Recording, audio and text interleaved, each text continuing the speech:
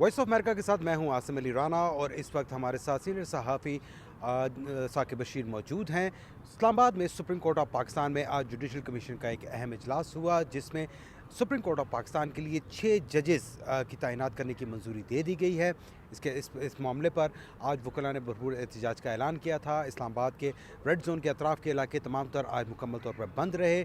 वकला ने श्रीनगर हाईवे पर एहतजाज किया और उसके बाद डी चौक में आकर तकरीबन 3 घंटों से ज़ायद वक्त तक वो वहाँ पर एहतजाज करते रहे, लेकिन इस एहतजाज का कोई भी फ़ायदा नहीं हुआ और जुडिशल कमीशन का इजलास हुआ, जिसमें आज सुप्रीम कोर्ट ऑफ पाकिस्तान के 6 जजेस तैनात करने की मंजूरी दे दी गई है। इस मामले पर बात करने के लिए साकिब बशीर से पूछते हैं कि साकिब, एहतजाज बहुत ज़्यादा किया जा रहा था, वजह क्या थी, वकला क्या समझते हैं, और बताया जा रहा है कि काफ़ी डिवीज़न भी है वकला में, क्या कहेंगे?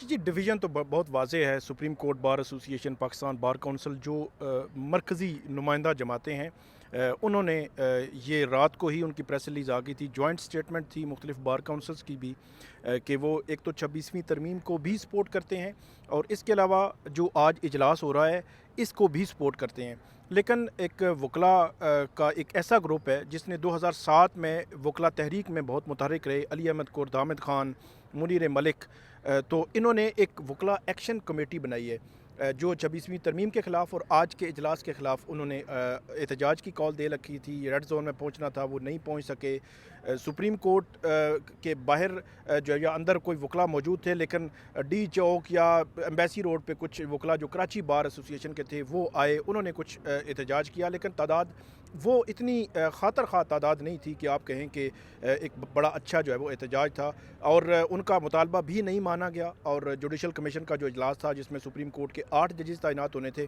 वो इजलास भी जारी हुआ, शुरू हुआ, फिर ख़त्म भी हो गया। अगरचे उसमें एक जो गैर मामूली सूरत हाल बनी कि सुप्रीम कोर्ट के 2 जजेस जस्टिस मंसूर अली शाह और जस्टिस मुनीब अख्तर, उन्होंने बाइकाट किया, और इसके अलावा बैरिस्टर गोहर और बैरिस्टर अली ज़फ़र, इन्होंने भी बाइकाट किया। तो मजमूई तौर पर 13 तादाद होती है कमीशन मेम्बरान की, जिनमें से 4 ने बाइकाट किया तो 9 रह गए।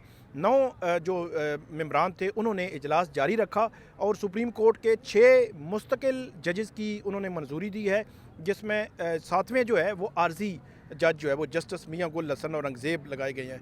आज की जो सुप्रीम कोर्ट में जजेस की तैनाती में जो नाम आए हैं उनमें एक गैर मामूली जो आपस में ममासिलत आप ये कह सकते हैं, वो ये है कि 4 हाई कोर्ट्स के चीफ जस्टिस आए हैं। मतलब सिंध हाई कोर्ट के चीफ जस्टिस भी आ गए हैं, बलूचिस्तान हाई कोर्ट के chief justice, Peshawar high court के chief justice, Islamabad high court के चीफ जस्टिस, तो चारों हाई कोर्ट्स के चीफ जस्टिस आ गए हैं।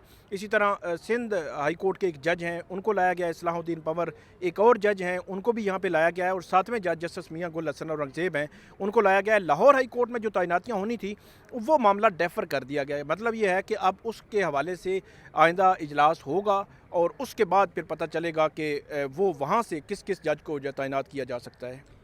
साकिब, आज जो है वहाँ पर जस्टिस मंसूर अली शाह और जस्टिस मुनीब अख्तर और उसके साथ साथ पाकिस्तान तहरीक इंसाफ के जो थे बैरिस्टर अली ज़फ़र और गौहर खान ने जो था, बैरिस्टर गौहर ने, उन्होंने इस इजलास से में अदम शिरकत की, गए वहाँ पर। उसके बाद वो उठकर आ गए और सुनने में आया कि काफ़ी वहाँ पर माहौल तल्ख भी रहा, जिसके बाद वो चारों जो है वहाँ से उठ के आ गए। जुडिशल कमीशन के इजलास में इनसाइड वहाँ पर क्या थी, वहाँ पर कैसा माहौल रहा, जो उन्होंने रिजर्वेशंस अपनी दी वो क्या थी, रिजर्वेशंस क्या थी जिनको बिल्कुल तस्लीम नहीं किया गया और इजलास लगातार जारी रहा? बहुत तलखी जो है वो ज़राए से आया है कि तलखी हुई है जस्टिस जो मंसूर अली शाह और चीफ जस्टिस याया अफरीदी के दरमियान। सख्त जुमलों का तबादला भी हुआ है और ये भी कहा गया है कि जो जस्टिस जमाल खान मंदोखेल हैं वो बीच बचाव जो है वो करवा रहे थे। चीफ जस्टिस याया अफरीदी ने जब ये बैरिस्टर गोहर और बैरिस्टर अली ज़फ़र ने बाइकाट किया तो इनको रोका भी, इनको रोकने की कोशिश की, बैठें कर लेते हैं, लेकिन वो नहीं रुके और उसके बाद ये इजलास जो है वो जारी रहा। एक इस इजलास में और अहम बात ये थी कि चीफ जस्टिस आमिर फ़ारूक, उनकी सुप्रीम कोर्ट में तैनाती के हवाले से जब वोटिंग हुई तो उसमें पाकिस्तान बार काउंसिल ने और जस्टिस जमाल खान मंदोखेल उन्होंने वोट नहीं किया, और मजमूई तौर पर क्योंकि 13 तादाद है तो 7 जो वोट है एक जज को मिलना ज़रूरी है, तो 6 वोट थे। उसके बाद जस्टिस चीफ जस्टिस याया अफरीदी, उनका वोट भी उनको मिला तो 7 हो गए, तो फिर एक वोट की वजह से वो भी सुप्रीम कोर्ट में उनको जो है तैनात कर दिया गया। तो अब सुप्रीम कोर्ट के जजेस की जो मुस्तकिल जजेस की वो अगर तादाद अगर आप कहें तो 22 हो चुकी है, दो एडहॉक जज इससे पहले भी मौजूद हैं। 24 और 25वें जज वो जस्टिस मियां गुल हसन औरंगज़ेब होंगे, वो जज हैं आर्जी जज जो है वो आर्जी जज के तौर पर। तो 25 तादाद सुप्रीम कोर्ट के जजेस में सुप्रीम कोर्ट के जजेस की इस वक्त हो चुकी है। सबसे अहम और सबसे गैर मामूली सूरत हाल मेरे ख्याल में उस वक्त बनेगी जब 26वीं आइनी तरमीम के ख़िलाफ़ दरख्वास्तें सुप्रीम कोर्ट ने सुननी हैं। तो आज जजेस जो वकला का एहतजाज था उसमें बुनियादी नुकता यही था कि ये 26वीं आइनी तरमीम के बेनिफिशरी हैं ये जजेस जो आ रहे हैं सुप्रीम कोर्ट में। तो 26वीं आइनी तरमीम का फेट पहले डिसाइड हो जाए और उसके बाद इनको लाया जाए।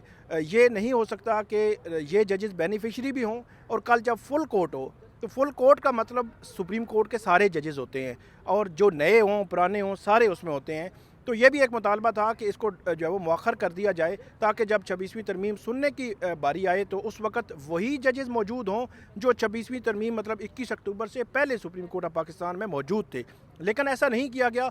लेकिन अब मेरे ख्याल में ये जो है वो एक नया मसला एक कानूनी तौर पर शुरू होगा। जिस दिन अगर फुल कोर्ट की इजाज़त दे दी, आइनी बेंच मान गया कि ये मामला फुल कोर्ट में जाना चाहिए, तो फिर एक नई बहस शुरू हो जाएगी कि अब फुल कोर्ट का मतलब सुप्रीम कोर्ट के 16 जजेस हैं या फुल कोर्ट का मतलब सुप्रीम कोर्ट के 22 जजेस हैं। बिल्कुल सही कहा साकिब, लेकिन अभी जो सूरत हाल है वकला जो है वहाँ पर वो डिवाइडेड, मैंने जैसे शुरू में कहा था कि बहुत ज़्यादा डिवाइडेड नज़र आ रहे हैं। तो आप क्या समझते हैं कि हुकूमत की जो हिकमत अमली थी वो कामयाब रही? हुकूमत ने जो था वहाँ पर पहले ही इन जजेस के हवाले से 26वीं आइनी तरमीम की, उसके बाद उनको लाया गया, अब वो वहाँ पर वो कर रहे हैं। तो आप क्या समझते हैं कि ये गवर्नमेंट की जो स्ट्रेटजी थी वो ठीक रही? बिल्कुल, गवर्नमेंट तो मेरे ख्याल में 26वीं आइनी तरमीम जिस मकसद के लिए हुकूमत लाई थी वो उस मकसद में पहले दिन से कामयाब है। जितने भी इजलास हुए हैं उनकी मर्ज़ी और ख्वाहिश के मुताबिक जजेस की तैनातियाँ हाई कोर्ट्स में भी हो रही हैं क्योंकि उनके पास वोट ज़्यादा हैं। जुडिशल कमीशन में हुकूमत की अक्सरियत है। चीफ़ जस्टिस की तैनाती हो या अभी सुप्रीम कोर्ट में जजेस लाना हो, हर जगह पे हुकूमत का वोट जो है वो मैटर कर रहा है। अब की बार भी क्योंकि आज़म रज़ी तारड़ बहुत एक्टिव हैं, बार में भी उनकी सियासत है, पूरी आसमा जहांगीर ग्रुप में वो हैं, तो उनकी कोशिशों से उनके ग्रुप जीते इलेक्शन सुप्रीम कोर्ट बार के। पाकिस्तान बार काउंसिल के वाइस चेयरमैन जो है वो उनके ग्रुप के हैं। तो ये बड़ा मैटर करता है कि जो वकला की मरकज़ी बॉडीज़ हैं वो ऐसी हैं जो आज़म रज़ी तारड़ के ग्रुप्स ही हैं, तो वो फिर हुकूमत के ख़िलाफ़ नहीं जाते। तो अब की बार भी यही हुआ है। तो इसी वजह से जो वकला की तहरीक या मूवमेंट अभी तक वो उस तरह मोमेंटम नहीं पकड़ सकी क्योंकि मरकज़ी बॉडीज़ उनके साथ नहीं हैं। तो आइंदा अब उनका देखना होगा कि वो क्या उसमें कोई मोमेंटम बना सकते हैं या नहीं। बहुत बहुत शुक्रिया। साकिब बशीर हमारे साथ है जी। बिल्कुल, सुप्रीम कोर्ट ऑफ पाकिस्तान में अहम खबर के वहाँ पर आज 6 जजेस जो हैं मज़ीद वो आ चुके हैं, जबकि 7वें जो हैं कायम मकाम जो है आर्जी जज जो है वहाँ पर जस्टिस मियां गुल हसन औरंगज़ेब को बना दिया गया है। हुकूमत का इस हवाले से कहना है कि ये तमाम के तमाम आइन और कानून के मुताबिक 26वीं आइनी तरमीम के मुताबिक ये तैनातियाँ की जा रही हैं, जबकि अपोजिशन जो है वो ये समझती है कि जितने भी जो बेनिफिशरी हैं 26वीं आइनी तरमीम के, उन तमाम अफराद को जो है यहाँ पर जजेस तैनात किया जा रहा है, जिसकी हुकूमत मुकम्मल तौर पर तस्दीक करती है। वॉइस ऑफ अमेरिका के साथ रहने का बहुत शुक्रिया। मज़ीद खबरों और तफसीलात के लिए हमारे सोशल मीडिया पेजेस और वेबसाइट का विजिट कीजिए।